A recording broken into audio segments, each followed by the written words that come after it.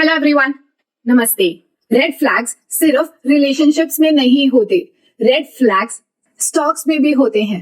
कैसे पता चले कि ये स्टॉक रेड फ्लैग है या नहीं? अगर वो स्टॉक जीएसएम की लिस्ट में है तो मतलब वो रेड फ्लैग है। जीएसएम मतलब ग्रेडेड सर्वेलेंस मेजर। ये लिस्ट सेबी और स्टॉक एक्सचेंजेस मिलकर बनाते हैं। इस लिस्ट में वो स्टॉक्स हैं जिनका प्राइस मैच नहीं करता उस कंपनी के फाइनेंशियल हेल्थ एंड फंडामेंटल से।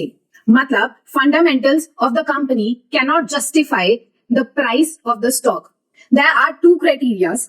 द फर्स्ट क्राइटेरिया इज अगर कंपनी की नेटवर्थ 10 करोड़ या उससे कम है and net fixed asset 25 crore है या उससे कम है एंड पीई रेशियो 2 टाइम्स से भी ज्यादा है पीई रेशियो ऑफ निफ्टी 500 से, या पीई रेशियो नेगेटिव है।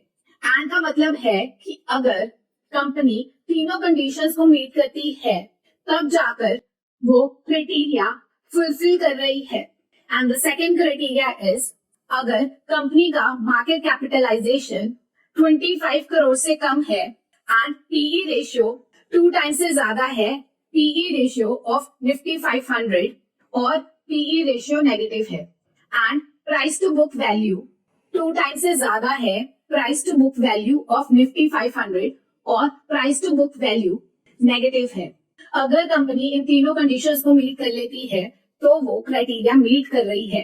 जो कंपनीज ये क्राइटेरिया फुलफिल करते हैं उन्हें जीएसएम लिस्ट में डाला जाता है और इन स्टॉक्स पर रिस्ट्रिक्शंस लगाई जाती है, जैसे इनको ट्रेड फॉर ट्रेड कैटेगरी में डाल दिया, इनकी ट्रेडिंग अलाउ करी once a week etcetera. GSM list में 4 स्टेजेस हैं।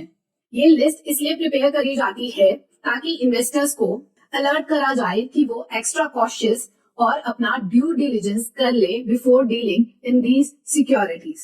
ये केस हो सकता है प्राइस रिगिंग का। More than 5000 companies are listed. जरूरी तो नहीं कि हमने इन्हीं कंपनीज में इन्वेस्ट करना है जो जीएसएम की लिस्ट में हो। अगर आप टॉक्सिक रिलेशन नहीं चाहते अपने पोर्टफोलियो के साथ, ना उसे छोड़ा जाए ना उसके साथ रहा जाए।